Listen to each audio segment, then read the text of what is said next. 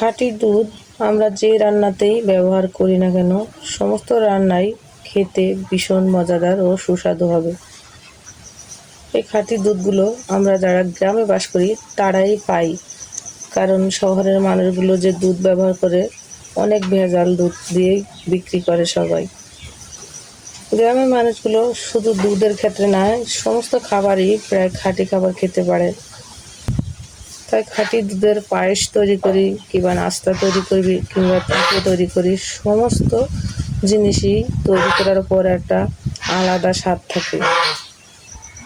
আসসালামু আলাইকুম। আমি এখানে 2 লিটার খাঁটি দুধ নিয়ে নিলাম দুধের ক্ষীর তৈরি করার জন্য। একটা হাঁড়িতে দুধগুলো ঢেলে নেব।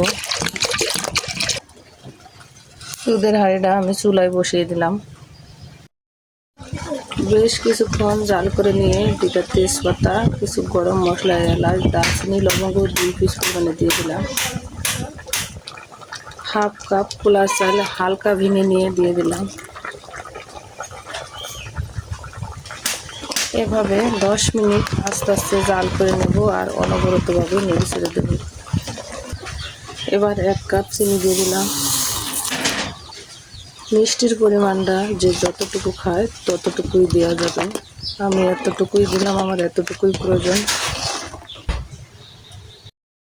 10 মিনিট জাল করার পর পুরোপুরিভাবে রান্নাটা পারফেক্ট হয়ে গেল।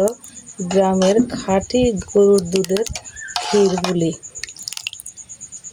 এই ক্ষীরের খাওয়ার আগে যে সুঘ্রাণ ভেসে আসছে, তাতেই মন ভরে যাচ্ছে। এবার পরিবেশনের পালা। পরিবেশন করে নিলাম। ওপর থেকে কিছু আম আর কিছু আনার কেটে দিয়ে দিলাম। খাঁটি দুধ দিয়ে যদি এভাবে আমরা পায়েস কিংবা ক্ষীর তৈরি করি, বাচ্চারা খুব আনন্দ ও তৃপ্তি করে খাবে। আর এই পায়েস ছোট থেকে বড় সবারই খুব প্রিয় পছন্দ হবে। আমার এই রান্নাটা যদি ভালো লেগে থাকে, পাশে থেকে সাপোর্ট করবেন আর বাড়িতে একবার হলেও ট্রাই করে দেখবেন। আশা করি সবারই খুব ভালো লাগবে।